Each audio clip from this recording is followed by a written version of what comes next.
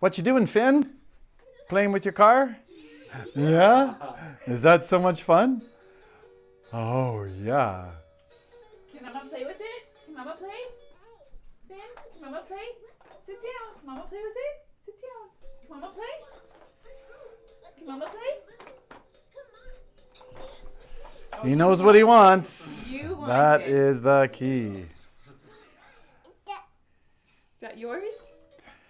Hey, Coach Tom here. I hope you enjoyed meeting my grandson, Finley. The reason I wanted to show you some of that video up front was to show sort of the innate characteristics of us as human beings.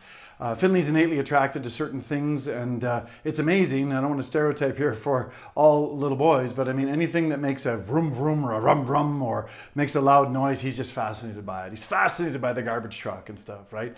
And also, even though Finley isn't maybe the most obvious example of it as a young boy, kids are sort of innately selfish. There's things about what they want in life that they're very clear about. And there's also things that they just don't have any interest in. And Finn is really an example of that. There's things he just has no interest in and things he has an intense interest in, and you just about can't pry it out of his hands.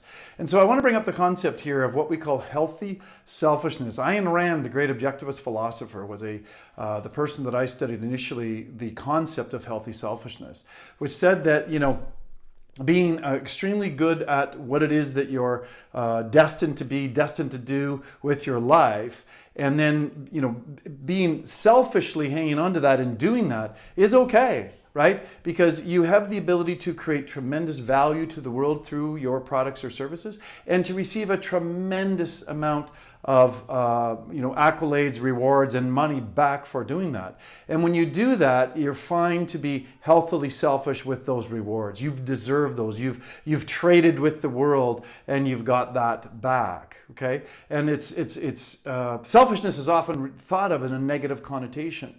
But the other spin on selfishness that I want to give you here, because in this example, selfishness, it's a perfect thing to be selfish with your rewards to your incredible contribution to humanity. But the other spin that I want to put on this is the ability to continue to be selfish relative to what is that you shouldn't be doing. Okay? And what I mean by that is this.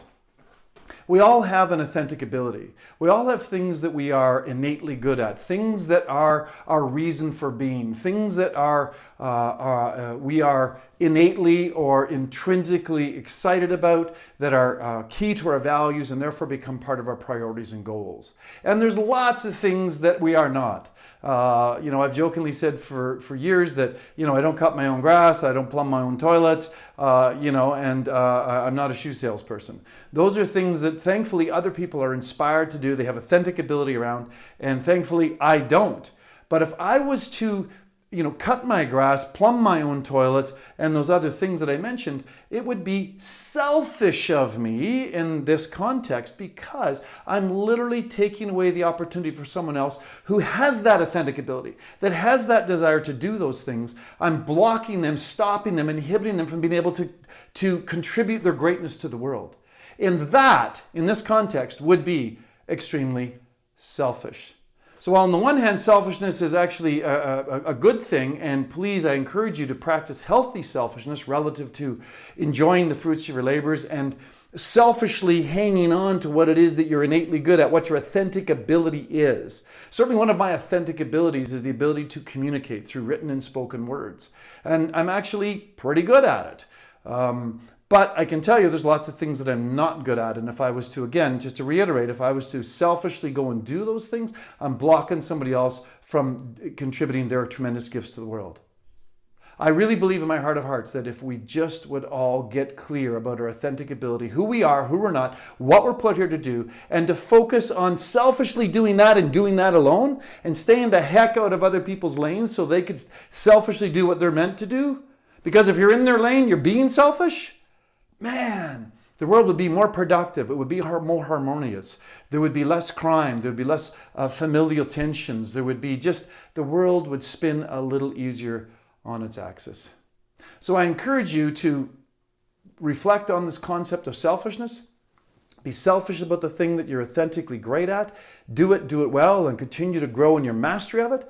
And those things that you're not authentically driven to do, that you're not tied to your values, that you were not put here on the planet to do by the creative intelligence, stop doing them. Stop being selfish. Stop not allowing other people to do what they were put here to do. Now, if you're not clear about what your authentic ability is, what your main values are, and how you would contribute your greatness to the world, then I would really love for you to get on a call with me and let's talk that down. By the way, if you're someone that is enjoying these videos, then please just hit the subscribe, ring the bell, and you'll be notified whenever we do videos like this in the future. Hope you're having a great day. Our mission at Full Circle Coaching and Consulting is to awaken individuals to the power of authentic expression and help them realize their full potential, both personally and professionally.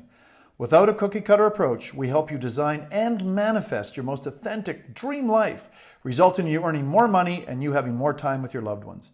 You don't need to learn anything new in order to have the business and life you desire. You need to unlearn and shed all the unsupportive beliefs and behaviors that are subconsciously sabotaging your success.